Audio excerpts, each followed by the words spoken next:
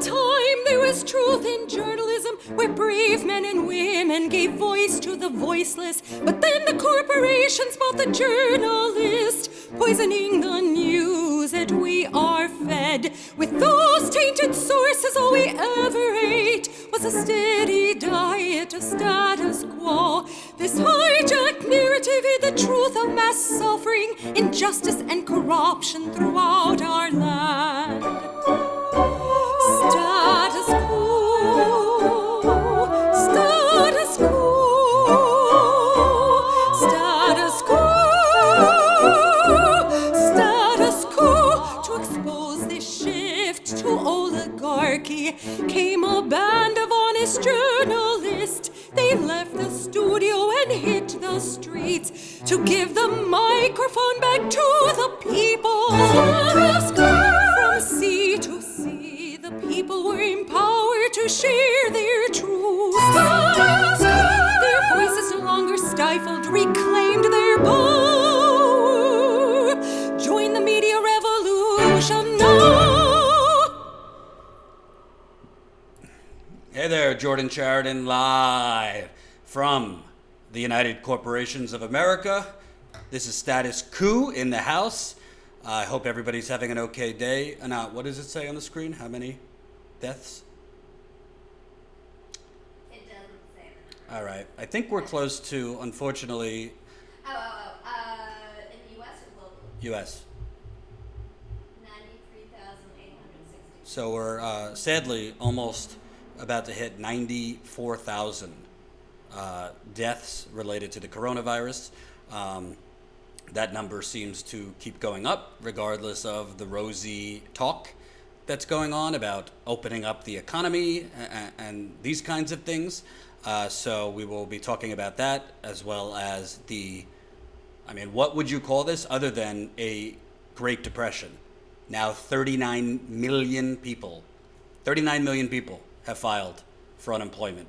The numbers coming out today, 2.4 million more people filing for unemployment.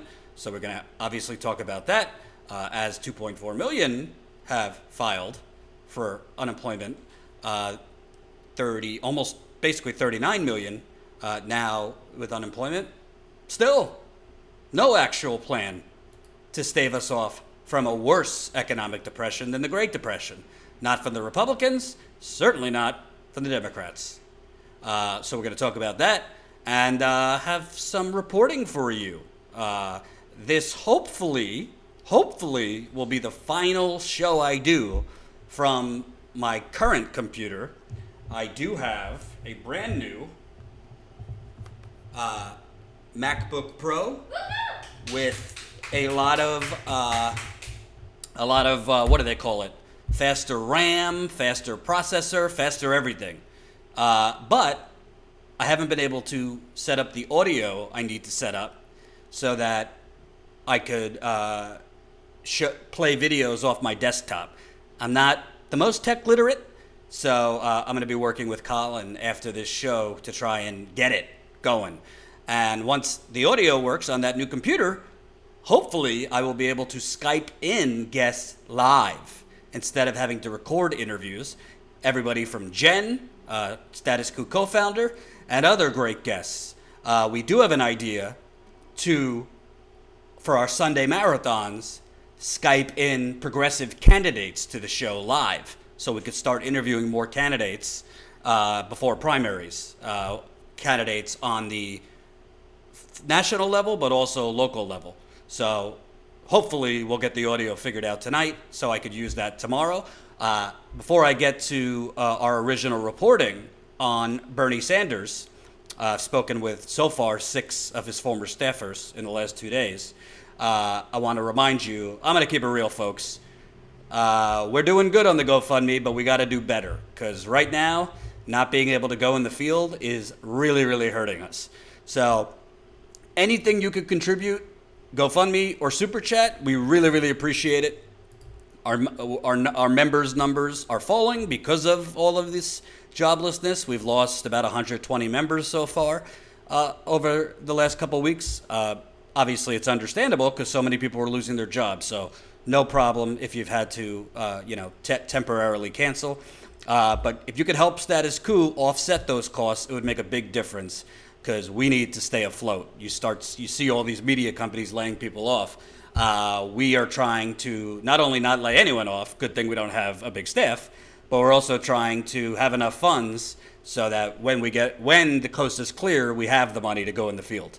So keep it coming in the GoFundMe. We're less than $8,000 away from our goal of $110,000. And if you can, please press that like button. We've already got 200 people watching. 92 of you have pressed that like button. It's the thumbs up button right under the live stream. Every single person that presses the thumbs up button helps the live stream get seen by more people. Very, very important. Also, if you got a text, it's because you're on our text list. We sent out a text for this live stream. So join our text list. Very, very important. It's the way that we make sure you know that we're live, because YouTube does not notify you all the time when we're live, or they notify you when it's too late. Text COUP to 370-370. That's COUP to 370-370. That will get you on our text list so you can get a text when we're live. We're also live on Periscope right now, Status Coup. Follow us there. We're also live on Twitch, twitch.tv/Status Coup. All right, let's get to it. Obviously the progressive movement, you got a mix of everything right now. You got people that are very angry with Bernie Sanders. You got people calling him a sellout, a fraud, a coward, Benedict Arnold, you name it. You got a lot of different feelings. You also got people not so happy with Congresswoman Alexandria Ocasio-Cortez, Rashida Tlaib, Ilhan Omar, Ro Khanna, Pramila Jayapal for not more forcefully fighting Speaker Pelosi and the corporate Democratic establishment as they put forth bills and proposals that are a joke. You also have President Trump, frankly, sounding like he is more and more unhinged and not really, totally, shall I say, understanding the gravity of what's going on right now, threatening Michigan and, I'm going to take funding away from Michigan and this, that, and the other thing. So there's a lot going on. At the same time, you have a lot of pieces that have come out in Politico and The Hill and various different outlets. They call them campaign postmortems. Campaign postmortems. What went wrong with the Bernie campaign? How Bernie lost. And, one piece in Politico in recent days just explained how the progressive movement is completely screwed and completely, out of gas and don't know where to go next. I've read a lot of these piece by piece that kind of go into what Bernie's campaign did wrong and all these things.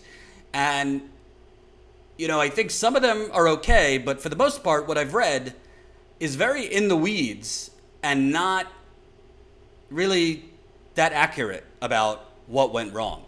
Everything from pieces I've seen in Politico, pieces I've seen in The Hill, pieces I've seen in the Huffington Post. Michael Tracy seems to think he knows everything about everything. He just wrote a piece. I read it. No offense. I thought it was laughable. He didn't travel with Bernie Sanders' campaign. He barely covered Bernie Sanders' campaign. I actually covered Bernie's campaign in 2016 and 2020 in the field. So I decided the last few days, thank you, Presents, $5 in the super chat. Jordan, I liked your rant against the Bernie naysayers. At least you try hard to be fair. We need more like you. Why, thank you, Presents. I like your presence. No, I like your super chat. Listen, I'm not going to lie to you. We've lost, probably 75 to 100 subscribers since that rant.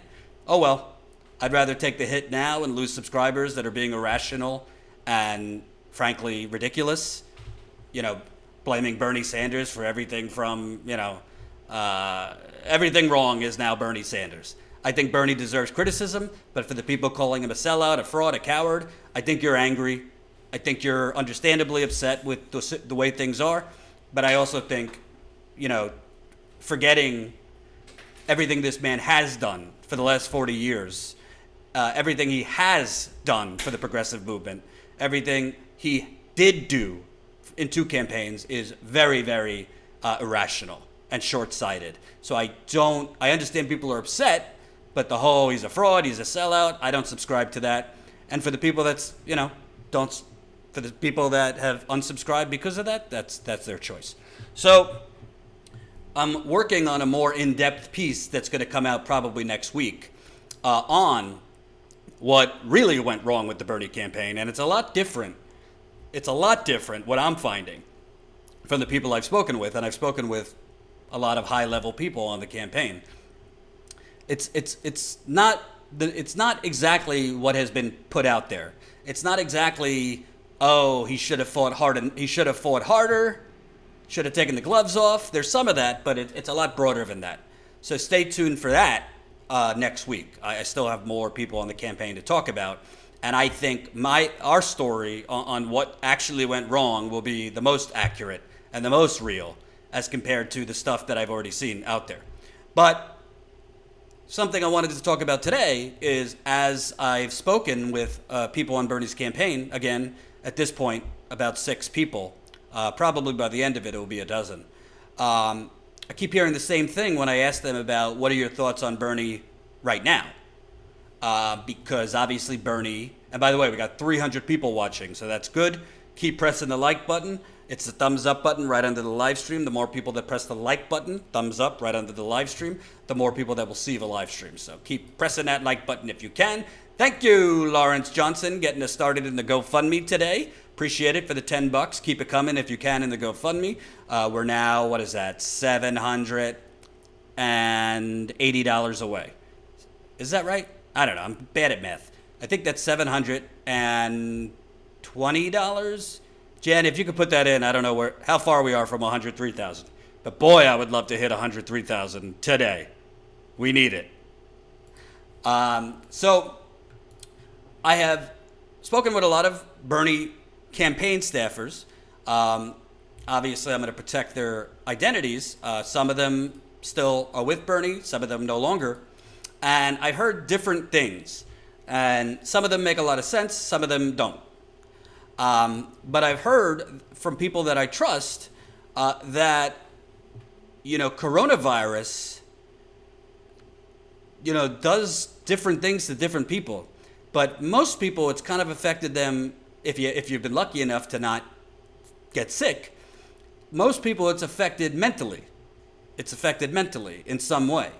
So I have heard from people that worked and had access to Bernie that coronavirus has affected him, thank God not physically, but, kind of this people don't remember, people see Bernie as like, he should be doing more, he should be doing more now. But they forget this guy's a human being. And it's not even that he just ran in 2016 and again in 2020. He was constantly running in 2017 and 2018, going around the country for different candidates, going around the country for different causes. I covered him at rallies protecting Obamacare. Even though he wants Medicare for all, he was on the front lines to protect Obamacare from Trump's repeal. On the front lines with the Nissan workers down in Mississippi. He's tired. That's what I've heard from a lot of different people. Not as an excuse, because I have heard other things that people are critical of him. But he's burnt out.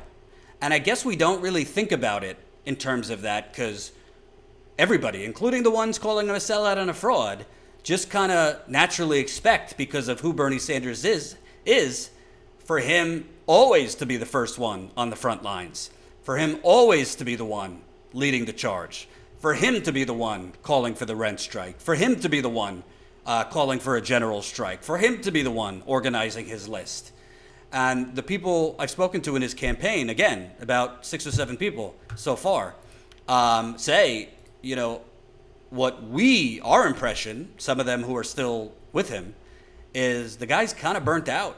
And coronavirus has kind of affected him mentally, like so many of us, so much of the rest of us, because it completely gets you out of your routine. It changes your day-to-day. the guy was going 100 miles an hour for 5 years for it all to be like shut down and him being housebound. For me, sometimes this coronavirus's effects mentally have, zapped my productivity. I haven't been as driven as I am when I'm in the field. Sometimes I procrastinate.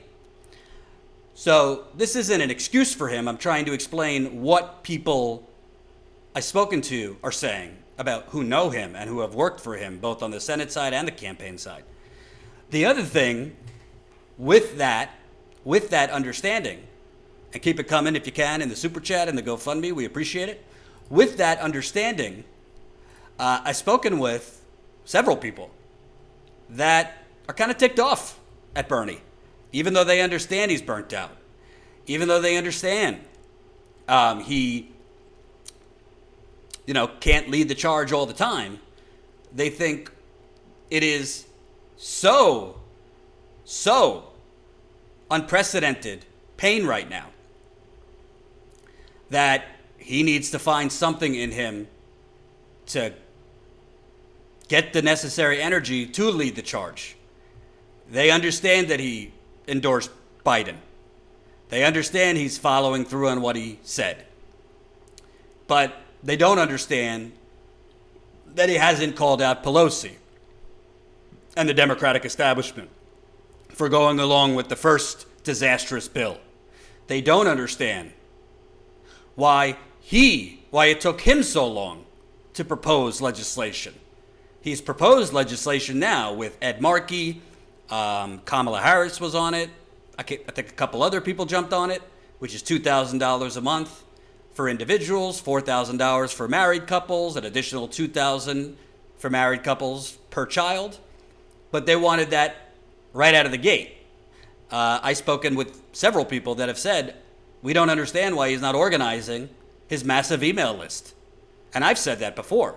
But people who work for Bernie have said to me, he's letting everything we built go to waste. That was a quote from one of his, again, I'm trying to protect their identity, one of my sources who worked with him.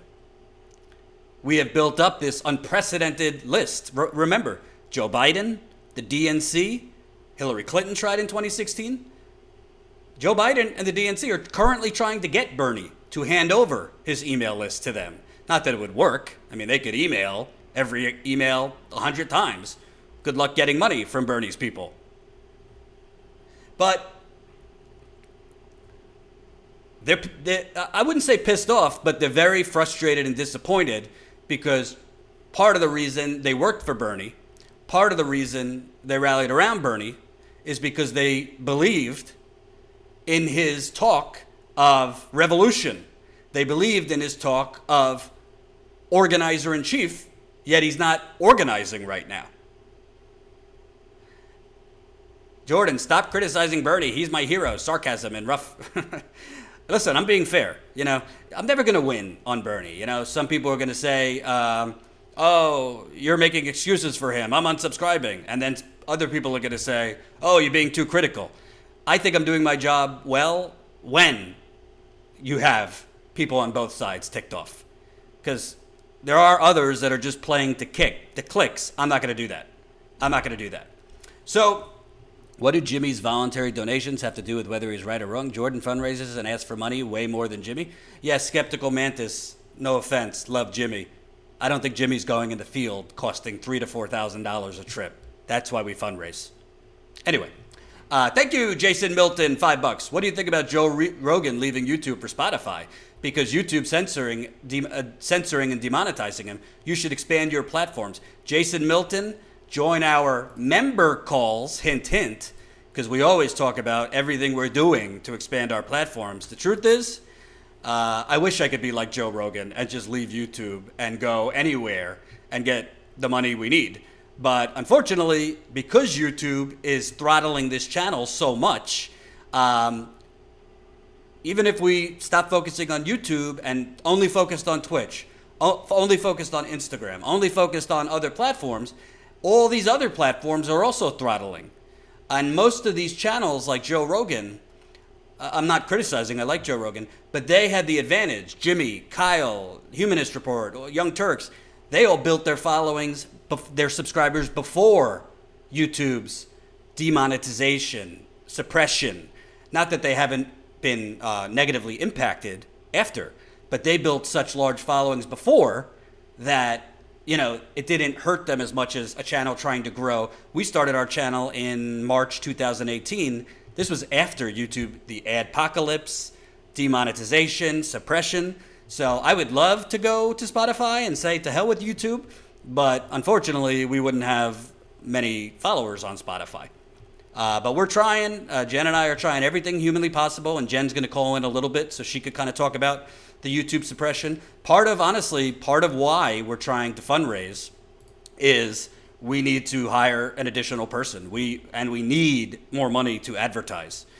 We've been doing some things here and there in terms of advertising, but frankly, we need a lot more money for advertising. And because we don't take any money from the fossil fuckers, the big bankers, big real estate, Silicon Valley, big pharma, all the scum giving money to the Republicans and Democrats, because we don't take their money, we don't have a massive budget for advertising, marketing, social media. So that's part of why we are fundraising. Also, the GoFundMe helped us get this new laptop, which hopefully I'll be using tomorrow, and I will be able to now more flawlessly broadcast, interview people live, maybe interview viewers live.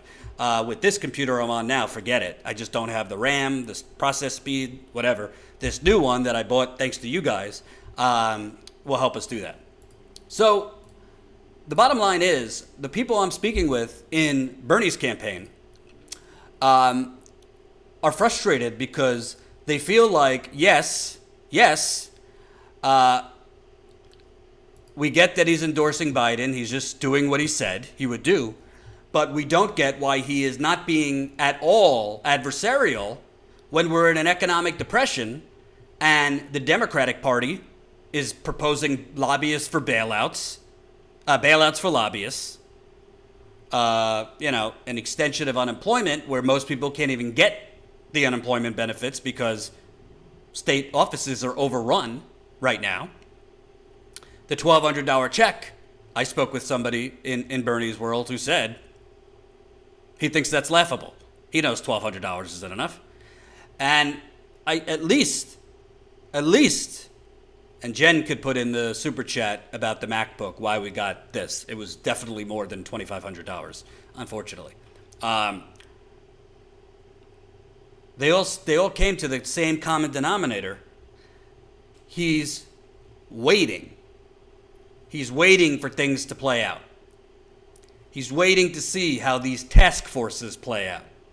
He's waiting to see if the Democratic leadership steps up its proposals. Waiting.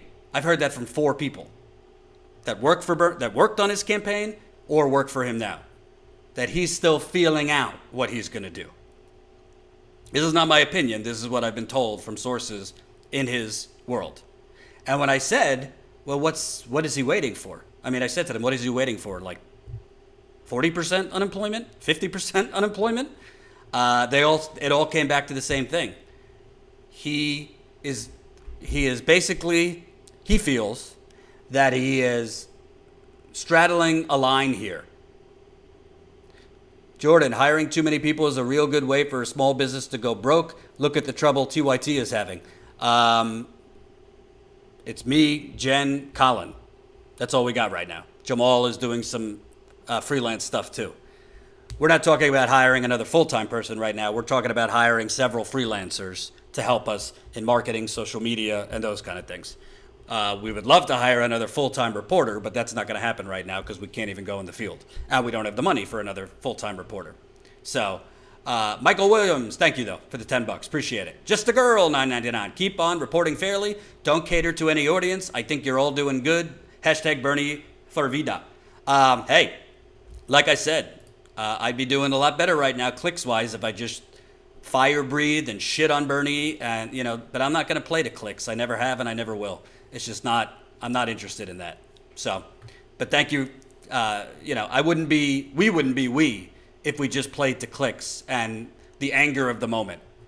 And remember, a lot of the people that called Bernie a sellout in 2016 for endorsing Hillary came sprinting back to Bernie when he ran again. So, right. And Colin's also not a full-timer, even though he works for us and helps us a great deal. So, the three things that I want to get across based on talking to these sources, and a lot more will be in the written story when I have it next week, is Bernie's burnt out is a common theme that I heard, which some people are saying, Jordan, don't make excuses for him.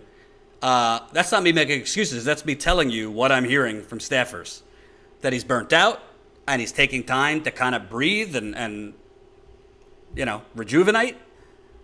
Number two, that he feels he has some time to feel out what happens, to feel out whether something tangible comes from these task forces, to feel out whether Pelosi and them actually propose something bolder, to feel out if Biden is serious about going after his base. And number three, which I think is going to make a lot of people angry, but it's true. Thank you, Jason Milton, $2. TYT is now a 1-hour show about Trump and it's boring. Now? They've been doing that for like 4 years. Yeah, I don't watch TYT, to be honest with you. Smeary, $2. I'm a graphic designer and I could work for free. Well, we can't take on volunteers for various reasons, but feel free to send your resume to info@statuscoup.com. If we feel you could help us, we'll definitely maybe use you in a freelance capacity and pay you, because we need a lot of things right now. info@statuscoup.com. Thank you, Donna Ross, $5 in the GoFundMe. Now $715 away from $103,000. Keep it coming in the GoFundMe if you can. We really, really need the help right now, and appreciate it. So I'd like to know what you think, because I am working on a longer piece on what went wrong. That doesn't look as much on what should they have done between South Carolina and Super Tuesday. What should they have done after Iowa and the app thing? I'm not looking in the weeds in terms of that. I'm looking more on the bigger picture level of, was Bernie Sanders and his philosophy and his mentality and the people that he trusted, was that his ultimate downfall? Because I have not heard that examined in any of the pieces that have gone out about Bernie's campaign. Thank you, Chiritarisu, $20. Can we please stop the constant comparisons between what Jimmy and Jordan say? Both are saying the same thing. Bernie, etc. aren't doing enough. Dem leadership are a monumental failure, and we need action now. Appreciate it. Thank you. But the third point that I want to get across, and I think this is going to frustrate people, I think Bernie has bought in deeply to what has happened to Ralph Nader. And I know Chris Hedges has talked about this in the past, but I got a little bit more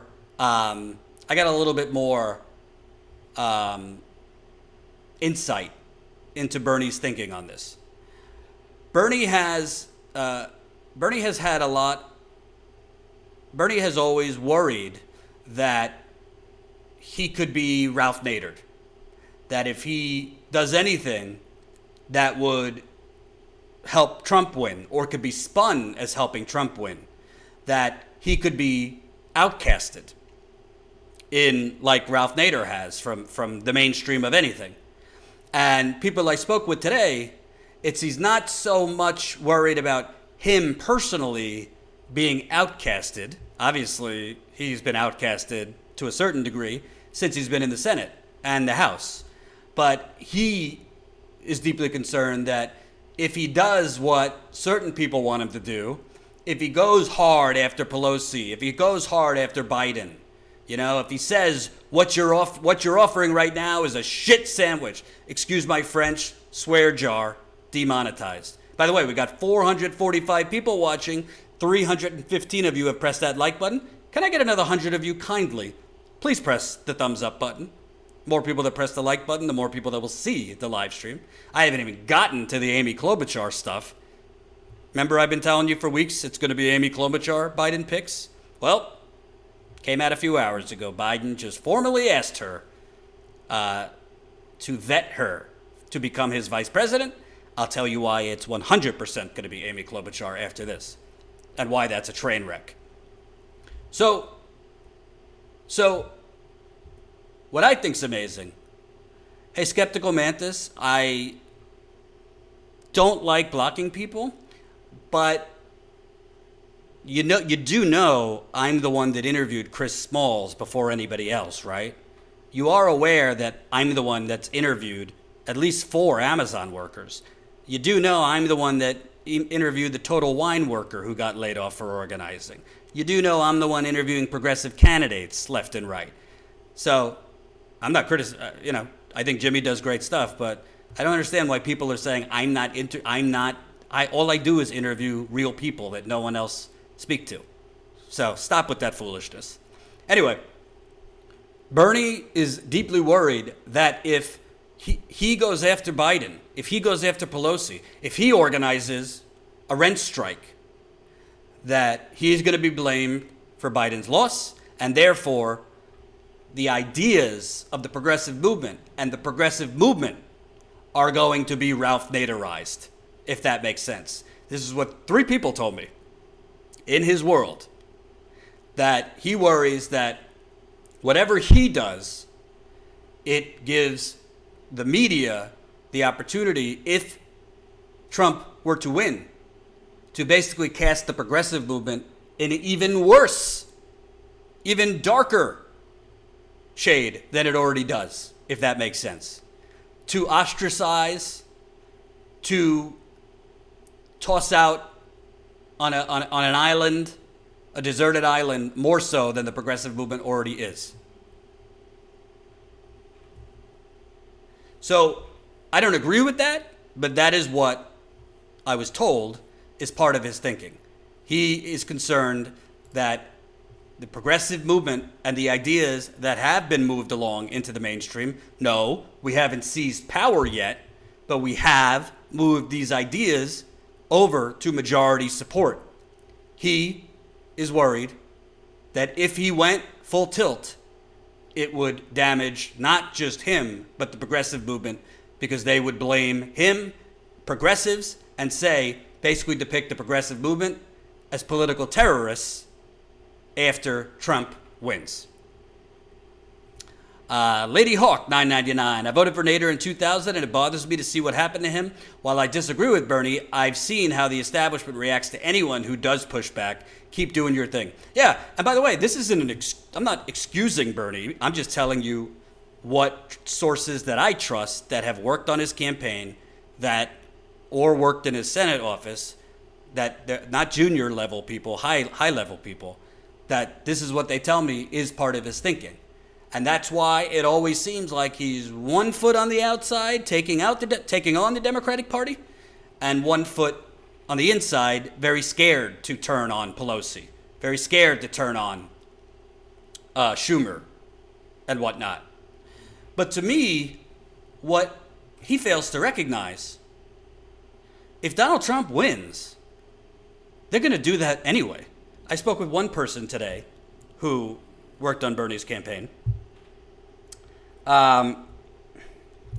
And they said to me, well, I think this time, if Trump wins, they won't blame Bernie as hard because he dropped out earlier this time. And I said to this person who was pretty high up in Bernie's campaign, yeah, but you're talking like a sensible person. You're talking like CNN, MSNBC, Jennifer Rubin, The Washington Post. You're talking like they will look for what actually was the reason Biden lost if he loses. Right now, frankly, the polls are looking pretty decent for Biden. Some polls did not look good for Biden. One just came out nationally where he's up by 11 points. But I said to this person who worked pretty high up in Bernie's campaign, do you think if Trump wins and younger voters are not high, which according to the polls, they are not. They are not. Biden's doing terribly among younger voters. Do you think if Trump wins and Biden does not do well among Latino voters, or as well as he should, You think they're not going to blame that on Bernie Sanders, even though he dropped out much earlier this time, even though he did a hostage-taking video or looked like he was taken hostage by Joe Biden? You really think they're just going to say, well, we got to start looking at our flaws here. We got to start looking. Maybe people aren't inspired by neoliberalism and crumbs. Maybe people really, are demanding real change, not $1,200 checks, not unemployment expansion, not, tax credits for job training. Thank you, Just a Girl, $4.99. He's right. They've gaslit him, and it worked. Look at how hard they've came for us. He doesn't want to throw 40 years of work out. I don't agree with his mentality, but I understand how powerful the gaslighting is. And also, Bernie's been in Washington for a very long time. He's not Nina Turner. So that mindset of buying into the popular thinking, Bernie's been in Washington a long time, so he buys into that Ralph Naderization and that he doesn't want to be Ralph Nadered. He doesn't want the progressive movement to be Ralph Nadered. He wants the progressive movement to continue to become further and further into the mainstream. But what he doesn't get is the establishment has absolutely no intent on being genuine, truthful arbiters of what goes wrong or right. Meaning, if Biden loses, they have no interest in doing a real autopsy, a real examination of how it is, if he loses, we just lost twice in 4 years to an orange orangutan wannabe fascist used car salesman. They don't have an interest in that. They will look for the lowest common denominator. They will look for whatever they could find to distract, to deflect, to blame it on others, to keep the money train flowing. They will look for whatever it is possible to basically not have to acknowledge that this is the problem right in front of you. Nancy, Biden, and the Democrats, for the last 40 years, serving as the getaway car as Republicans rob the Treasury. Republicans cannot rob the Treasury if the Democrats don't drive their getaway car. Bill Clinton could have never got NAFTA done without the Republicans. George W. Bush could have never gotten half the shit he got through without Democratic support. Because we don't have an opposition party, but we have a complicity party, a party that's complicit with the Republican extremism, is why this is our current economy. This is our current country. You got us, the Titanic, sinking, and the bourgeoisie and the 1% and the plutocracy still drinking their champagne as we sink further and further. That's what's going on, folks. And from the conversations I've had the last few days, Bernie not only is burnt out, whether you agree with that or not, whether you think it's an excuse or not, but he also is deathly afraid of the progressive movement being nadered. What are your thoughts on this? Let us know in the super chat. I want to read a couple of your thoughts. Keep it coming in the GoFundMe. What I'm really excited about is now that we have the new computer, I'm going to be able to have Jen on live. And hopefully, if we could get it working, I'd like to have viewers on live. Viewer Skypes, maybe multiple viewers on live. This computer we got should help us have people on live without buffering or any stream problems. So hopefully tonight I'm going to get some audio help with setting everything up. So keep it coming. Let me read your comments. And the broader story that I'm talking about will come in written form next week. So, the problem is there are too many neoliberals who care more about civility than the good of the country. Yes, and those neoliberals definitely care about their corporate donors and staying in power. Anarchy can only result. It's one possibility. I suggest portable guillotines mounted in the back of pickup trucks for elite home delivery. Oh boy. You didn't include them having their cake and eating it too. Ooh, that's a good one. Maybe Colin will make that. Is Jimmy finally attempting that he was wrong about Tulsi? I don't know.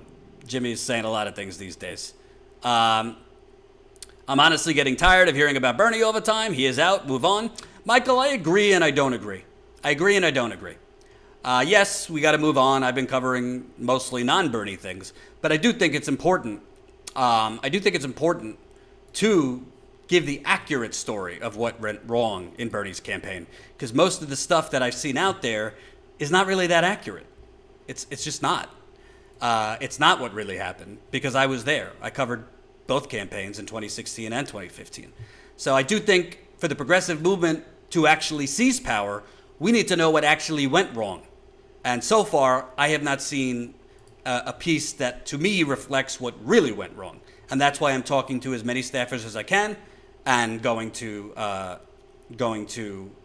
write a story about it next week that you guys will see on statuscoup.com. Thank you, Dark Soul BIH. He helped start the movement, but it doesn't end with him. It's up to us. Completely agree. Agree. So, all right, let's see. Before I move on, a couple more.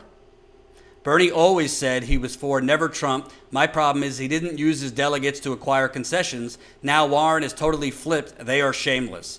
I think he 100% did not enact and get enough concessions for his endorsement. It's one thing to endorse because you said you would. It's another thing, when do you endorse and what do you actually get?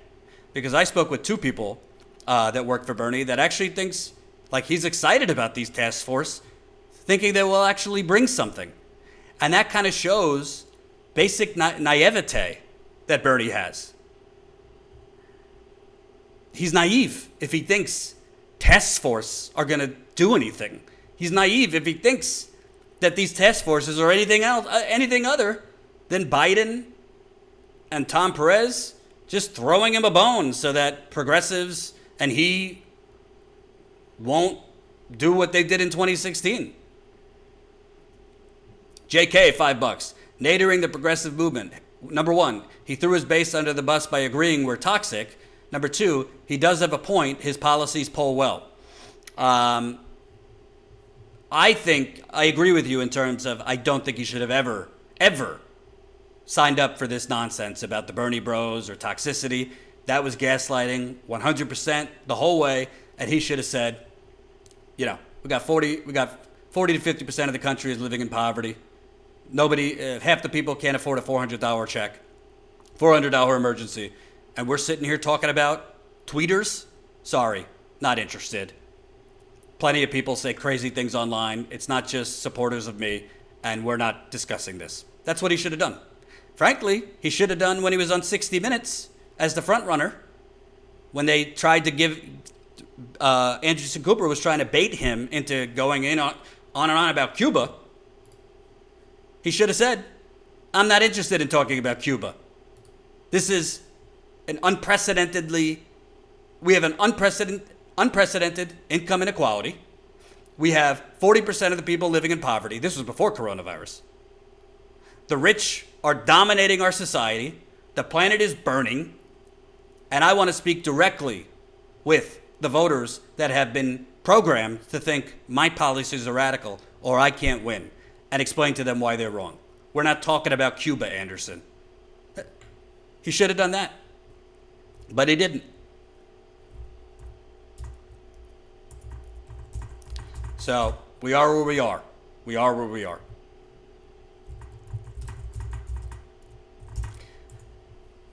Okay, I want to move on to Amy Klobuchar. Seems to be the likely vice president now. Michael Williams, $10. It looks to me like Bernie doesn't represent his supporters anymore, that Congress represents the voters in general. Bernie's supporters who gave him millions want him to go hard, and he won't. I know that's what it looks like. I do. I understand why you feel that way. I think it's a little bit more complicated than that, as my story next week will show, but I totally get why people feel that way. I do. When you give all your money, when you give all your people volunteer and give money. Thank you, Kelly Elaine, $5 in the GoFundMe. We are now $710 away from $103,000.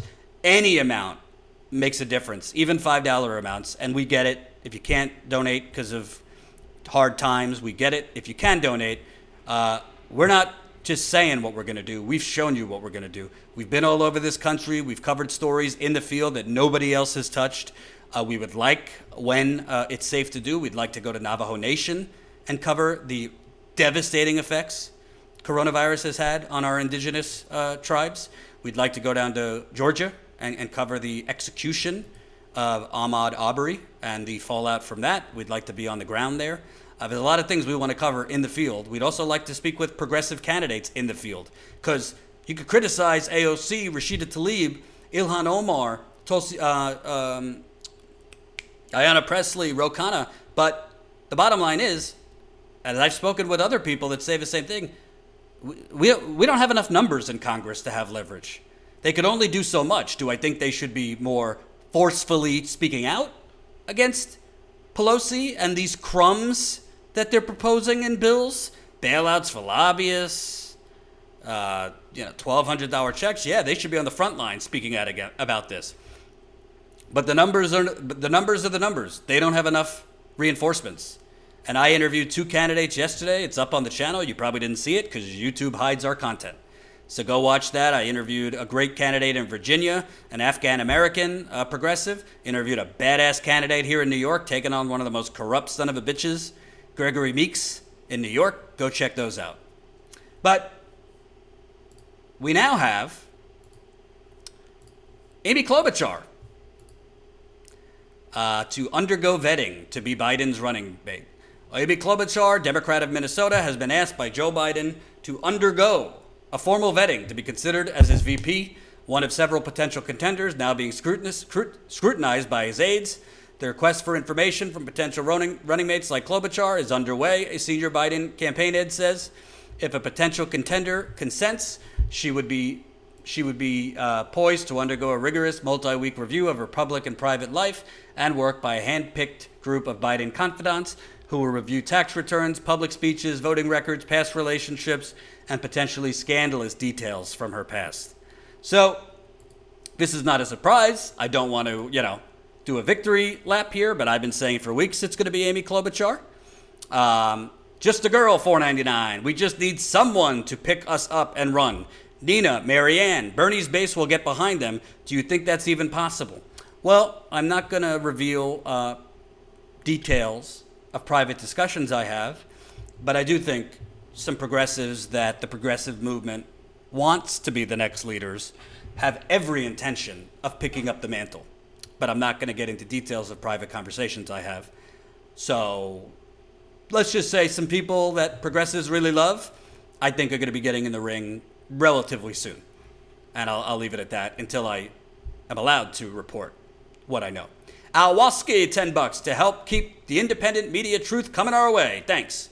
And folks, really appreciate the super chats. I would kindly ask, if you're going to leave money, we prefer the GoFundMe right now. I don't know if you guys know this, but YouTube takes like 30% of our super chats. It's a scam. So obviously, for simplicity, if it's just easier for you to do super chat, no problem. But we always appreciate GoFundMe, which takes less. So I want to, before I get into my analysis of this and why he's definitely going to pick Amy Klobuchar, I want to remind you how Republican Amy Klobuchar is. Because I don't really think people, they get the way she talks is very centrist, right-wing. But I want to remind you that if you look away from the screen, Amy Klobuchar doesn't sound a lot different than Paul Ryan. And I'm going to play you this now. Let's take a look.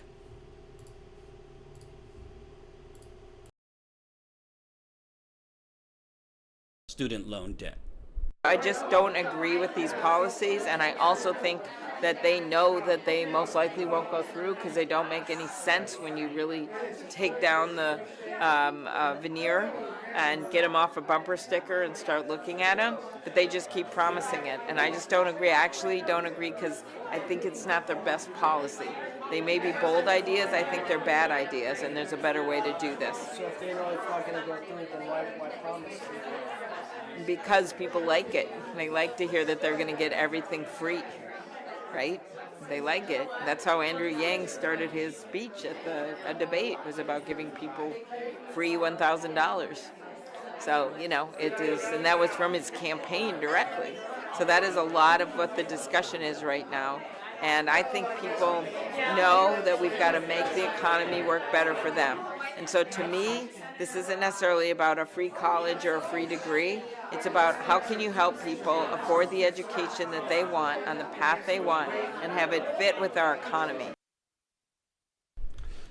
I don't know what's more. People love free stuff, Amy Klobuchar says. People love free stuff. Everybody's a moocher. Doesn't that kind of sound like, the good old days with Paul Ryan? Thank you. Where are you? Did I miss somebody? Thank you, Nambians, $10. Effective immediately, you will now be called the Progressive Bear Jew. Thanks for keeping the fight alive. I'll take it. Bear Jew. Is that from, what's that movie? Inglourious Bastards? I'll take it. I am the Bear Jew then. Thank you, Lady Hawk. $1.99. Sister Nina Turner, 2024. Well, I think there's going to be something before 2024 when it comes to Nina Turner, but I agree. JK, $5. A study in contrast. Biden on a ticket with Barack, yes we can. Then Biden on a ticket with Amy, no we can't. Well, why I think that it is very likely Amy Klobuchar will be the vice president to Biden is very simple. Strategically, and structurally, Biden's campaign is actually run by a lot of the same people that were around Hillary Clinton in 2016. They just still think. Those people don't really think they did that much wrong. They think they lost because of James Comey. So they don't really think their strategy was wrong. They don't really think just running on Trump is the Antichrist is a bad strategy. They think that strategy was actually going to be victorious. It's just that James Comey came out 10 days before the election and screwed Hillary. That's what they think. Because Joe Biden's got people from Obama's world, from Hillary's world, all running his campaign. So Dr. Dan Tempo, $5. Jordan, I just joined your Patreon at $10 a month and canceled my TYT membership. I haven't watched them in a month or so. Woohoo! Dr. Dan Tempo, appreciate it. I'm not going to tell TYT members to cancel and come to us, but I'm not going to frown on it either. So thank you. I think you'll get a lot more out of Status Coup. And by the way, we also got a new Status Coup member. Thank you. Welcome to the Media Revolution, Daniel. Welcome, Daniel. We are now at 1,795 members. And remember, we were well past 1,900 members 2 months ago, but we've lost a lot of members, understandably, with the coronavirus crisis and people losing their jobs. So hopefully we could just not lose too many more, but, we get it. Thank you. Welcome, Daniel. By the way, members, you get content to our monthly members video call, behind the scenes videos that Jen and I do. So you get something for being a member too, in addition to supporting us financially. And dare I say, I think your membership actually funds real in the field journalism rather than outlets that are just doing 24/7 Trump. 24/7 Trump. Hint, hint, if you know any outlets doing 24/7 Trump that call themselves progressive. But the reason that I think Klobuchar is the pick, which is terrible, Thank you, Kappa Fan, $5. We can't save Dems from their terrible choice, but we can fight for progressives down every ballot to stop Trump for more of his agenda.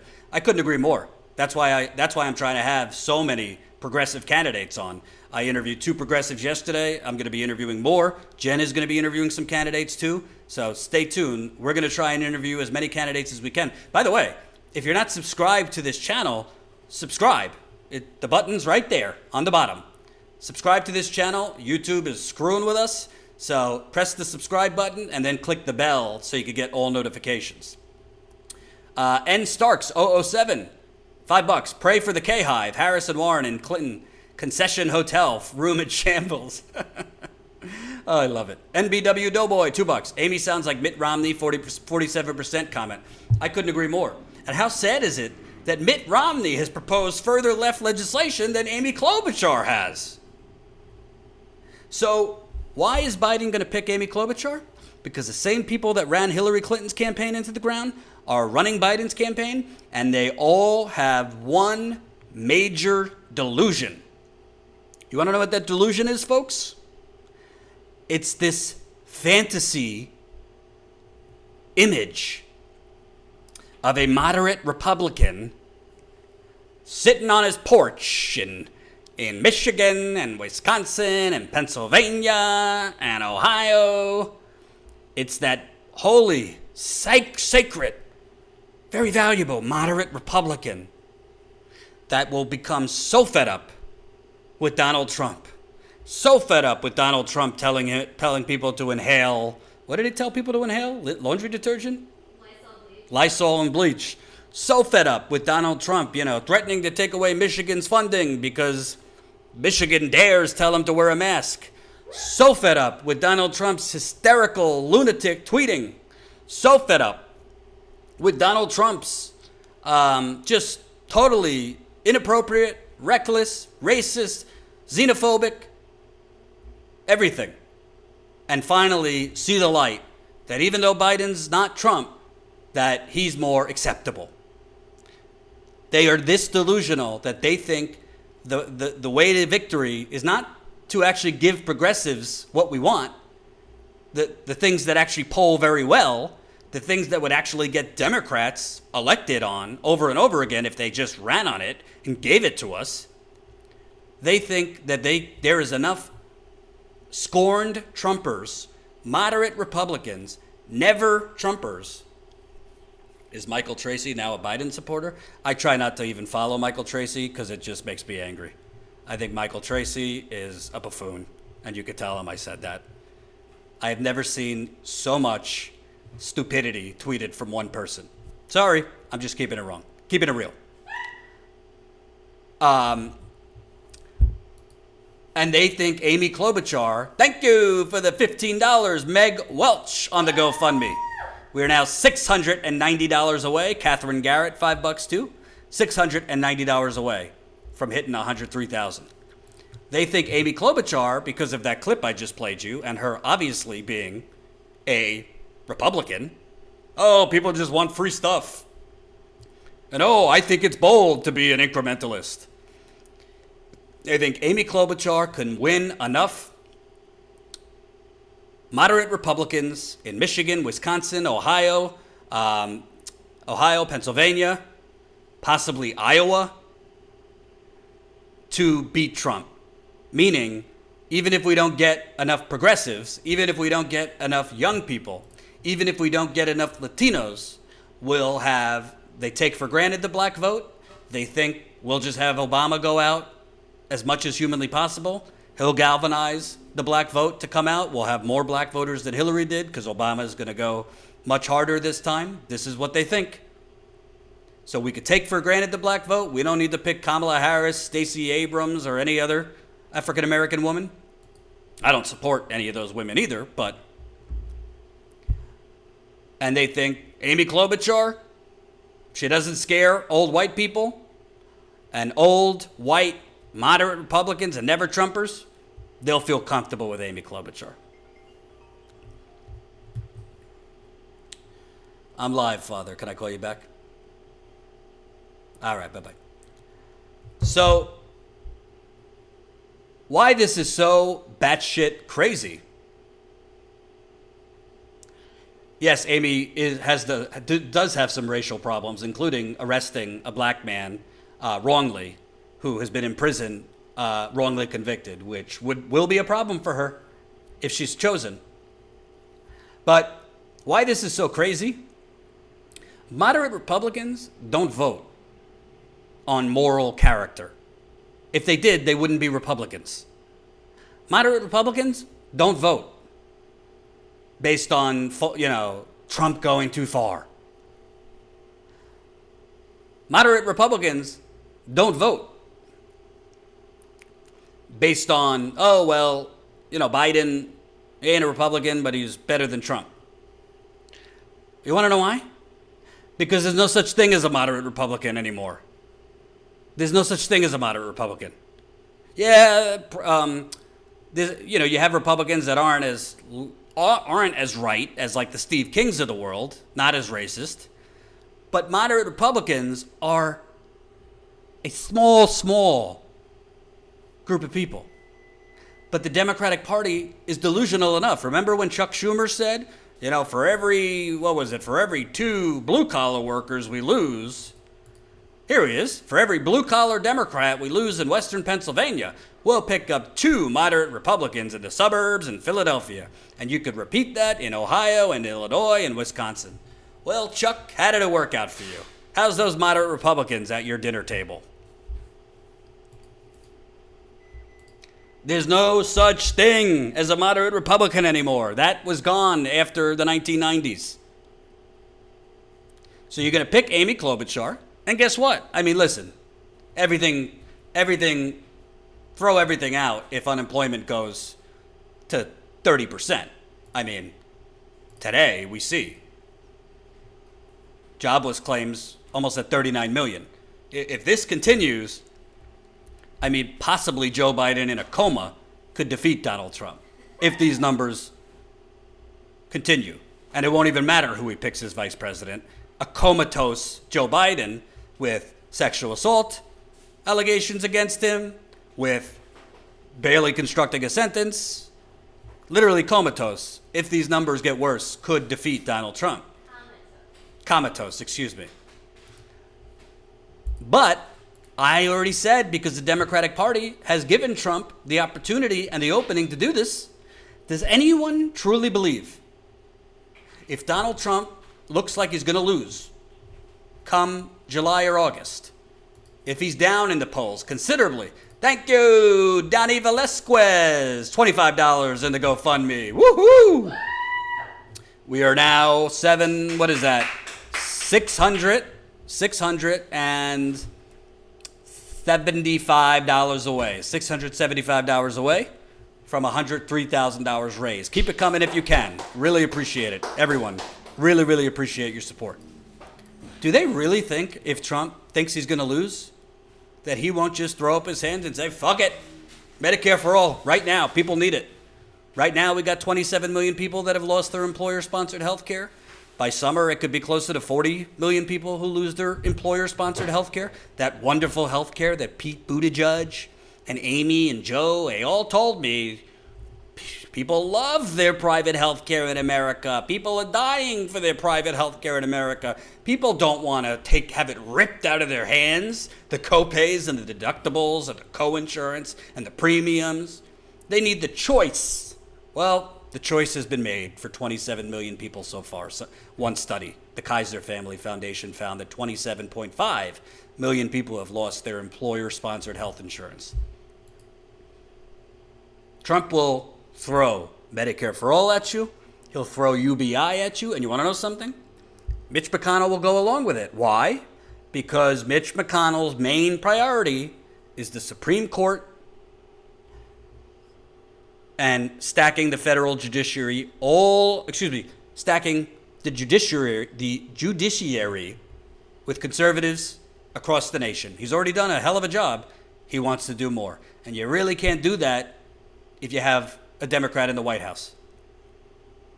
Ruth Bader, frankly, Mitch McConnell sees, love you, but RBJ, Ruth Bader Ginsburg, RBG, let's just call her what it is. She's not young. He's been in the hospital for a variety of things.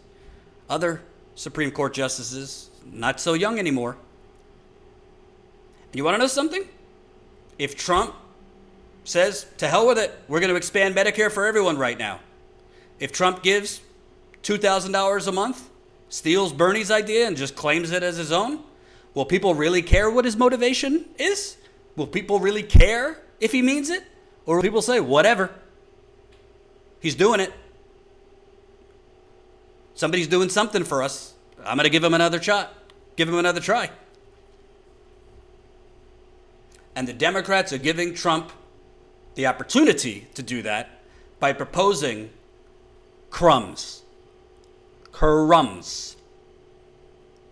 You're proposing as your signature piece of legislation in an economic depression $1 trillion to go to states, cities, and towns, which I've already explained. That money isn't going directly to the people.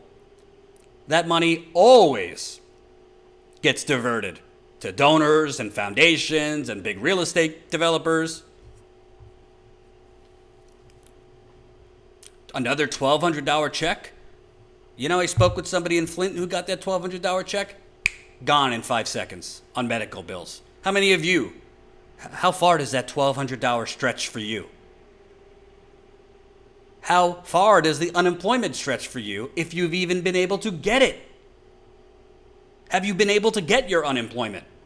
State offices are overrun. Unemployment systems in America are not designed for economic depressions. That's why in Europe, they're doing the same thing, the cost-effective thing, the productive thing that would keep unemployment low by just printing the money like we can do and just covering businesses' payrolls. So people don't have to be unemployed. So once the economy improves, things are more seamless because people were still at work. If we're printing money for endless war, if we're printing money for endless tax cuts for wealthy people, if we're printing money for subsidies for ExxonMobil, if we're printing money for subsidies for Raytheon, if we're printing money for subsidies from Goldman Sachs, if we're printing money for subsidies for Pfizer, can't we just print money to cover people's salaries right now? What a thought. But they won't do it, and I'll tell you why. Because the Democratic Party and Nancy Pelosi, they will not propose something bold like that because they are deathly afraid of the donors that they think they need right now of cutting their checks up, not sending in the checks that they think they need to win the presidency, to win the Senate, and to keep the House. So they're afraid of rocking the boat with their donors because their donors don't want them sending money directly to the people. Helping people? Democracy? Humanity? No. We're not interested in that. Hedge fund people that give $3 million to Joe Biden's super PAC, they're not interested in your humanity or making sure you have groceries or a roof over your head. They're interested in making sure their quarterly balance sheet stays solid. Wow, 500 viewers. I love it. Woo! Keep it coming, guys. And thank you. Holy cow. Thomas in the GoFundMe, $20. Roy, $5. Marla, $10. Thank you, guys. Really appreciate it. Keep it coming. We are now, what is that? $630 away from 103,000. And by the way, this is kind of I don't say this a lot, but I assume if you're new here, please press the subscribe button. Subscribe to the channel. Subscribe to the channel. I got news for you folks. I don't care what the polls say right now. I think it's very likely, knowing Donald Trump, he might look like a maniac, but he's very smart politically. I think it's very likely that Joe Biden is going to see, and the Democratic Party are going to see, Biden is currently beating Trump, some national polls by 8 to 10 points, and they will do nothing more. And they are going to give Donald Trump the opportunity to, again, he went further left than Hillary Clinton economically on many things. He's going to give him the opportunity to do the same exact thing. Same exact thing. Welcome, new Status Coup member, Adrienne. Welcome, Adrienne! Woohoo! We are now at 1,796 Status Coup members. Love it. Jen, do me a favor. Call me. I want to have you on live, too. So, I'd like to know, what do you think? Amy Klobuchar do it for you? Amy Klobuchar going to get you out to vote for Uncle Joe? Amy Klobuchar going to get you excited to go out and vote during a pandemic? Huh? Oh, swirly swirl. Jennifer. Hey. How are you? First time I'm we've had good. a decent audience in quite a while, eh? It's so exciting. I love all 500 of the people. What are your thoughts? Am I hot? Am I cold? As far as if Amy Klobuchar becomes the Democratic vice presidential running mate, we are destined to lose. I think we're definitely destined to lose. She doesn't move the needle at all for anyone. She's not exciting to anyone, including she was supposed to be like the big Midwest vote getter. Well, that didn't happen, which she came in like 5th in Iowa or something like that.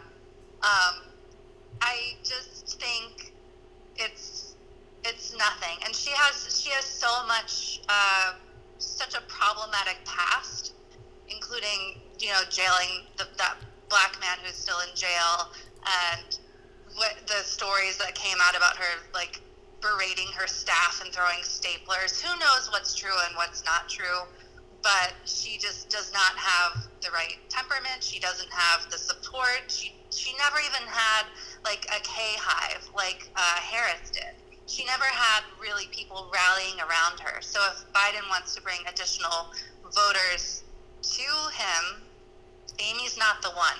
I mean, it's pretty clear why she was chosen, but she brings nothing to the table. Right. And what do you think in terms of what I talked about earlier about Bernie? Some people are saying, Jordan, stop making excuses. Others are saying I'm being too hard. I have decent sources in Bernie's world. Does it kind of make sense to you that he is, from what I heard, still feeling it out in terms of what the Democrats do, whether Biden proposes more? I was kind of bummed out to hear, I knew you'd been speaking with these sources. I was, personally, I'm a Bernie supporter, and as a Bernie supporter, I was bummed out to hear that.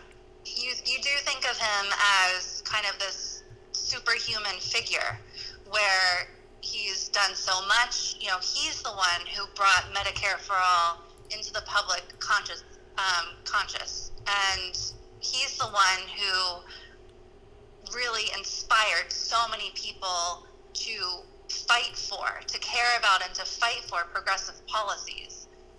And to hear that, we're all down and out about coronavirus, we're all down and out about him stepping aside, but to hear that it's been affecting Bernie personally too, it kind of does bring his humanness to light, and it is disappointing.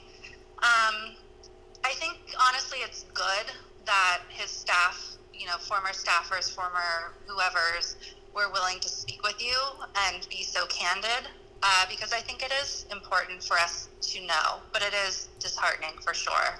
I think he is falling short on not organizing right now. He is putting, his list is massive. His list is fired up. His list wants to hear more from him. His email list is gold. That's why the Democratic Party wants it so badly. If they could have Bernie's list, they're drooling for it. And Bernie's really not using it. He's doing a little bit here and there, but I have to say I'm disappointed with him. I definitely do not go as far as calling him a sellout, like some people are so happy to do these days. I think he's still Bernie, and I think a lot of the problems that people are having with him right now, and the reason that I'm disappointed with him, is also the reason that I love him, because he is such a good person.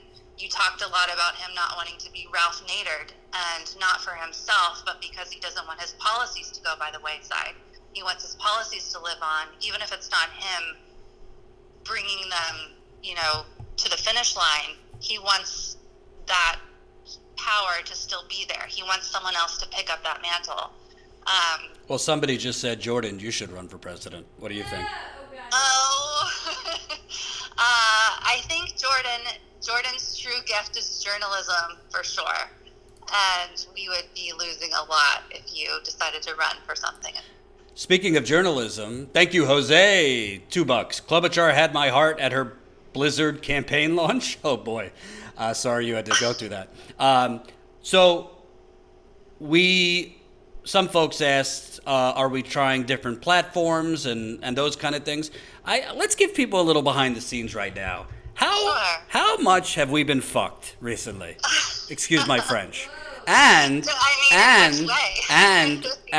what do people have to look forward to? Because we do have this new laptop, which hopefully, if I can get it working, well, the laptop works, but get the audio working.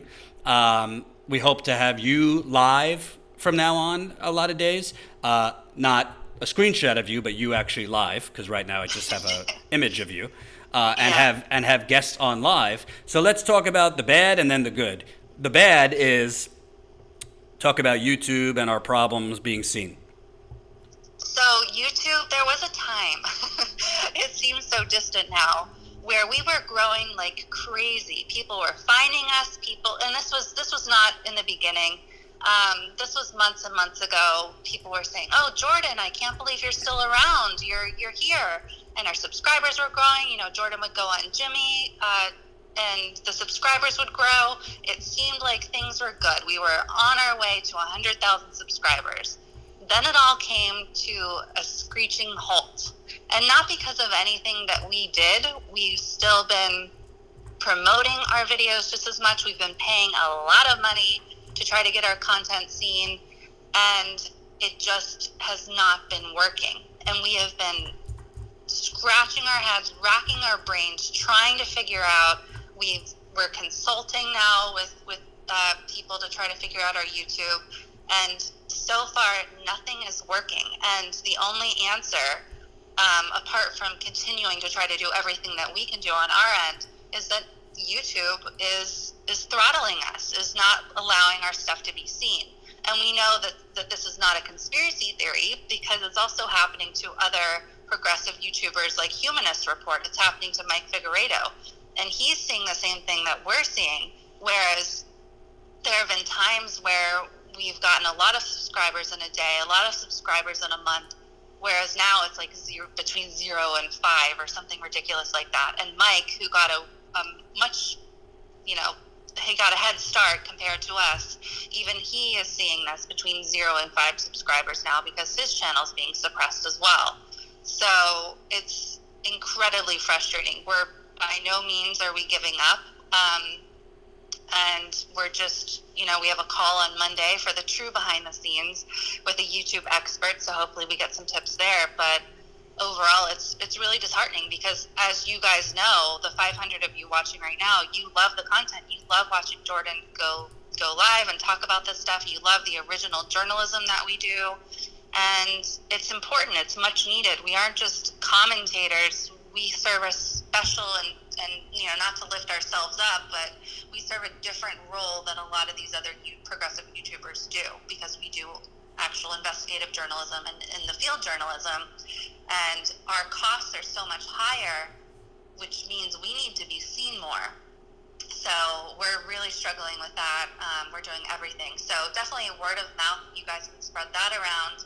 Spread our content around, spread our channel around, subscribe if you haven't already. We take it for granted that everyone has already subscribed, but that's probably not the case. So if you're new, make sure you're subscribed. If you think you subscribed in the past, double check, because we've heard of people being unsubscribed, even though they didn't do it themselves. So who knows what's going on with that? But make sure you're subscribed. Please, word of mouth, spread us around. Share us on your Twitter, your Facebook groups, your subreddits, absolutely everywhere. Spread the word about Status Coup. As far as other platforms, we're on Twitch. We're on, we need to do a lot more with it, but we're on Rockfin. We're on our own website. We post our stuff on Instagram. We post our stuff on Twitter. We post our stuff on Facebook. We're on all of these platforms. The thing is, there truly are just two of us. And then we have Colin working part-time. We have Jamal doing some freelance stuff for us on social media. So there are only so many platforms that we can grow. So we're trying our best. So we're definitely open to ideas. Email us at info@statuscoup.com with those. But as far as it all goes, our goal has always been to grow Status Coup as a company with the thought in mind that at any time, YouTube could kick us off, or YouTube could go away, or Twitch could go away, or whatever could go away. So our goal is to grow our company. So join our email list, statuscoup.com. You can just enter your email address there. We don't spam you, but you can keep track of us at anywhere we are, as well as on our text list. So text coup to 370-370, and you'll get text alerts. So you can follow us around the internet no matter what happens to us, and that's our goal. And lastly, are you excited that now that we have this new laptop, I should be able to figure out the audio tonight, you will be able to come on live, and we'll be able to have guests on live, which adds a different component, because we will, with guests on live, be able to let the audience ask the guests some questions too. Yeah, I think that'll really set us apart, and it'll be so, that interaction is really what people crave too. People love leaving the super chats, so the opportunity for people to actually ask questions live or leave super chats and ask guests questions live is going to be really cool. I'm so excited about it. I think it'll add a whole new dimension. Plus, I'm excited that I'll get to Skype in or Zoom in or whatever we figure out, and offer, my opinions on things and reporting on things too. I think it'll be great. And lastly, obviously we understand for those that can't, but tell people what their GoFundMe contributions have gone to recently and what they will go to, so people kind of know, no amount is too small, but what are they actually donating to? Because there's a lot of outlets right now and organizations asking people to donate money. I want people to know why their money with us will actually go further than most other outlets asking. And I'm not naming any outlets, but I think people know. There are some outlets that are continually fundraising and not particularly doing much of value with that money, dare I say. Yeah, you're completely right. There are certain outlets out there that are fundraising, are not giving bang for their buck. They fundraise and then they don't deliver what they say they're going to deliver. Status Coup is different. We deliver exactly what we're going to say. And before I get into what we deliver, I just refreshed the GoFundMe, and we have a new donation from Lynn Johnson, $10, and then we have a $100 donation from Adrian Walsh in the GoFundMe. Wow. Amazing! Holy cow. So that is so exciting. I can't do math either, but we're up to 102,480. That's something. That equals something to get us to 103,000. But when people look at that number, it is definitely not like we have $102,000 sitting in the bank at all. And that is because we along the way, this money has gone towards being in the field where nobody else was. Being in the field, Colin has that map that he made us in all the different places. We've been to Seattle, you know all the places, Jordan, I'm blanking. Virginia, we've been to South Carolina, we've been to Vegas, we've been to all these different places along the campaign trail, as well as places like Chicago to hear important voices, like Anthony Clark. We have used this money in the field, and it costs between $3,000 and $4,000 very frugally to go on each of these trips. And without this money, we wouldn't, that big Flint story that we broke in Vice News, we wouldn't have been able to do that without this exact GoFundMe support. And that story has made change already. It has gotten the AG, we don't know what shape it's going to take yet, but the Attorney General is very aware of the story. The people in charge are very aware of the story. The people in Flint are very aware of this story. And because of you guys, because of your support, we have been able to make some kind of impact. We'll see what shape that takes again, but that's the whole point of this. We aren't just sitting in studios, God bless the people who do, giving commentary. We are going out in the field. When we're out in the field, we work day to night. We hardly eat. We definitely don't take any breaks. We work hard. And so your money goes to that. It goes to real journalism. It goes to real investigations. And it goes towards making change. Because if no one is there shining a spotlight in places like Flint and places like Chicago, on things like police brutality, then change doesn't happen. So if you want your dollars to go towards something that makes a difference, GoFundMe, Status Coup, GoFundMe.com/status-coup-news. We appreciate all of your support. We recently increased our goal to $110,000, and that's because we've lost so many members due to coronavirus. We get, people tend to email us whenever they cancel, and they're just like, I'm so sorry, COVID has really affected me, or I've lost my job, and I definitely want to resubscribe as soon as possible. I just can't right now. People feel so badly that they have to cancel their memberships, and we completely understand when that happens. But there are realities too. This is a business, and in order to stay afloat, Status Coup needs your support. So if you are in a financial position where you can toss us a few dollars, or like amazing Adrian just did with $100, whatever amount you can help us with goes towards real reporting. Thank you, Jen. Hopefully I'll see you live tomorrow via Skype. Yeah, that'll be so fun. All right. Thanks. Bye-bye. Bye. Well, there you have it. Thank you for the $10. Beta virus, just a bit. Hope it helps, guys. It really does. Every single donation really makes a difference. And, I think, I'm not a big fan of corporate media, but obviously there's been a lot of layoffs in recent weeks. The Atlantic just laid off 20% of its staff. BuzzFeed has had to lay off a lot of people. Vice had to lay off people. Huffington Post had to lay off people. There's a lot of outlets laying off people. And part of why they're laying off so many people is because they are based on a advertising model. And if advertising dries up because the economy is devastated, well, you're going to have to lay off people if you're that reliant on advertising. We're not reliant on advertising. We make very little money, actually, on YouTube. We're reliant on small dollar memberships. That's how we're going to grow. So we're at 1,796 members right now. And at times, donations with the GoFundMe and the Super Chat. And as such, we're not as susceptible to an economic calamity. Yes, we've lost a lot of members, but fortunately, we have a good amount of members already that we're not on the brink of collapsing.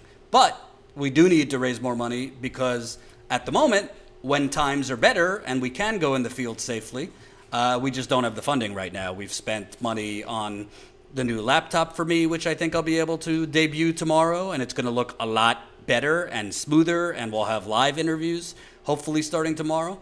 But we also just got a brand new live view, top of the line. Oh, I can actually show it to you. Never mind, it's still in the bag. We just got a brand new live view, which is the top of the line live view, so when we go in the field, we have the best equipment now. When before, we had not the best equipment, and we're still having connectivity issues when we were in the field. So, we're making the right purchases for tech, but we still need more money for going in the field, and we definitely need more money for advertising. Jen is starting to spend more of that money on advertising, but we definitely need more. So definitely, we appreciate every amount. Thank you for the Super Chat. Jose, $5. If it wasn't for your broadcast texts, I wouldn't know to tune into your live streams. Thanks, Jordan and team, for doing those. I know they're expensive. Well, thank you for tuning in after you get them. They are expensive, but we are willing to send them if it gets people to watching. It's really frustrating to us that even if people subscribe to YouTube and click the bell, that they don't get notified when we're live. That's why we started the text list, and people like Jose are the reason we did it, so that we get our numbers up and make sure subscribers know when we're live, because it's not fair to people who press the subscribe bell, ask for notifications when they don't even know when we're live. They don't know when we post a video. So all you have to do is text COUP to 370-370, and you could be like Jose and get a text. Thanks for the $5. Thank you, Swirly Swirl. Appreciate it. How much did you leave? $5. We need a documentary on YouTube social media shenanigans that hurt creators and independent media. I would love to watch that documentary. I would love to make it. Not on the priority list right now, but definitely would love somebody else to make it. Thank you for the super chats. Thank you for the GoFundMes. We got a couple members today. We'll be back tomorrow. Again, I am working on this broader story on the Bernie campaign, on what actually went wrong, because most of the stuff I have seen out so far has been off, shall I say. So stay tuned tomorrow. I'll be live probably around my normal time, 4:30 Eastern time, 1:30 Pacific. And keep donating if you can. Thanks for watching. I will see you guys tomorrow. Peace.